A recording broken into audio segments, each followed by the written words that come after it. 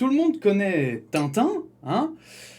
C'est probablement d'ailleurs l'une des bandes dessinées, l'un des héros de bande dessinée le plus connu parmi, on va dire, les casus, le monde entier, tout court. Et ce qui est un petit peu moins connu, c'est la maison d'édition qui est derrière Tintin et qui s'occupe d'ailleurs que de Tintin. C'est assez particulier puisque d'habitude les maisons d'édition s'occupent de plusieurs ouvrages, de plusieurs franchises.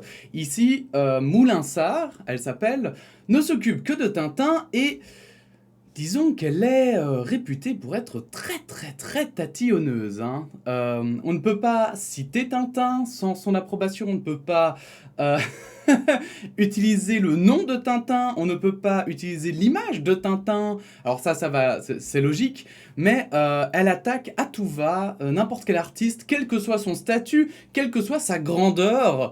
Elle est vraiment très à cheval sur, alors c'est ça qui est important, ses propres règles. Et aujourd'hui, on va étudier un cas qui est très positif hein, pour la création, tout court, hein, que ce soit sur Internet, mais en dehors, puisqu'il y a eu un jugement qui a été prononcé en faveur d'un artiste. Un Tintin érotisé relève bien de la parodie, affirme la justice. Toute la question se tenait en quelques mots. Tintin est-il à ce point sacralisé par le droit d'auteur que défend si farouchement Moulinsart, société ayant droit, que l'on puisse toucher une mèche de la houppette du reporter? Le tribunal responsable de régler cette épineuse problématique a tranché non. Fort heureusement pour Xavier Marabout, artiste breton, mis en cause pour un montant de 10 à 15 000 euros. Ça, c'est une des œuvres de Xavier Marabout qui sont personnellement à mon goût, que je trouve assez cool, parce que je trouve que justement ça pense plus loin que l'œuvre originale, c'est un peu comme un univers étendu finalement. Mais vous allez voir, ils vont rentrer plus en détail là-dessus. Originaire de Bretagne, Xavier Marabout a senti passer bien près la corde.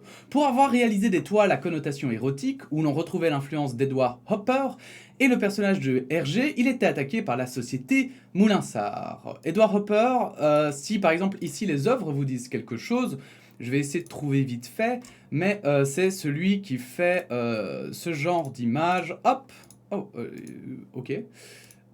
Ah oui, j'avais pas vu. 300... Ah bon, ok. Je ne sais pas pourquoi c'est buggé, mais est-ce qu'il y a moyen de la trouver en plus grand? Ce serait pas mal, parce que c'est quand même sa plus connue et ça vous dira forcément quelque chose. Voilà.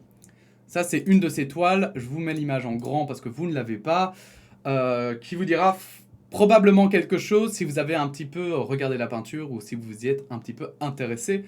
Des peintures assez particulières que j'aime assez bien. Si j'étais condamné, donc originaire de Bretagne, je sais plus si je l'ai lu, pour avoir réalisé des toiles, oui, ok. Si j'étais condamné, je prendrais cela comme une perte au niveau de la liberté d'expression. Toute ma démarche artistique est basée sur le travail de fusion, sur l'humour. Je me sentirais bridé en tant qu'artiste, expliquait quelques jours avant le jugement l'artiste installé à Auray. Car au-delà de l'argent, Moulinsart lui intimait de cesser les reproductions du personnage dans ses contextes picturaux. Et c'est assez grave comme demande, parce que Tintin aujourd'hui fait partie de la culture populaire, et depuis très longtemps. Je veux dire, Tintin, ça a été créé dans les années 30, si je dis pas de conneries, et bon, il a dessiné pendant longtemps, et bien sûr qu'il faut protéger et défendre l'œuvre, hein. Il faut pas que n'importe qui puisse faire ce qu'il veut avec Tintin, mais il y a aussi ce qu'on appelle l'inspiration, quoi. C'est comme faire référence à Star Wars en utilisant des sabres laser et que tout à coup, ou alors en mettant un Dark Vador dans une parodie, que tout à coup on se ferait attaquer par Disney. Et il faut savoir que Moulinsart, pour ceux qui veulent aussi une comparaison, Moulinsart, c'est un peu le Disney de la bande dessinée, quoi. Au niveau de la politique de droit d'auteur, ainsi qu'au niveau de la puissance de rouleau compresseur, comment dire, des jugements et d'à chaque fois attaquer tous ceux qui pourraient toucher à leur œuvre. Érotérisme amoral, Tintin l'a sexué. Or, l'avocat du prévenu, maître Hermelneux, Hermeneux, pardon, le soulignait auprès de l'AFP. C'est un dossier qui va au-delà du seul cas de Monsieur Marabout. L'enjeu est la liberté de création artistique et d'expression. Un peu comme quelques années plus tôt l'écrivain Gordon Zola, docteur S. Calembour, qui publiait Les aventures de Saint-Tin et son ami Lou.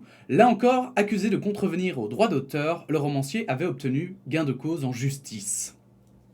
Voilà, vraiment, ils attaquent tout le monde. C'est abusé. Sauf que dans le cas Marabout, Tintin était sexualisé. Son attrait pour les jeunes femmes, vues ou aperçues au bord du chemin, avait accru l'ire moulinsartienne. Raison pour laquelle l'arrêt de la série de toiles, une vingtaine selon l'artiste et qui s'était très bien vendu, intervenait dans la procédure juridique.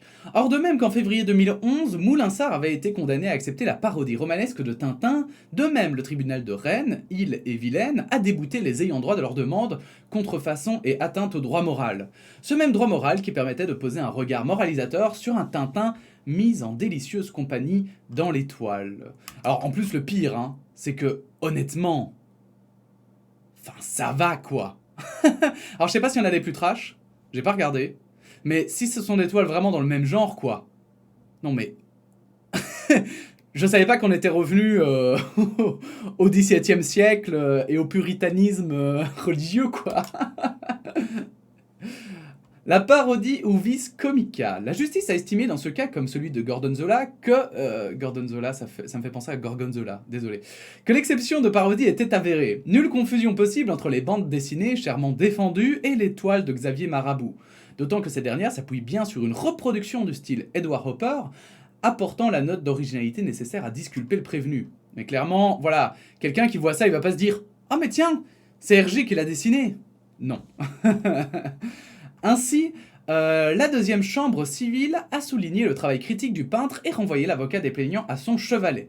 Profiter de la notoriété d'un personnage pour le plonger dans un univers érotique n'a rien à voir avec l'humour, avait indiqué ce dernier à la presse en guise d'attaque. Hergé, interviewé de nombreuses fois, avait expliqué son choix de ne pas impliquer les femmes dans son œuvre parce qu'elles sont rarement des éléments comiques. Ah oui, c'est connu que les femmes sont pas drôles. Désolé si vous êtes une femme, mais malheureusement, voilà, Hergé l'a décidé, vous n'êtes pas drôle, ok? Moulinsart, pour avoir dénigré le travail de l'artiste, se retrouve condamné à 10 000 € de dommages-intérêts. On ignore à cette heure si les avocats interjetteront l'appel.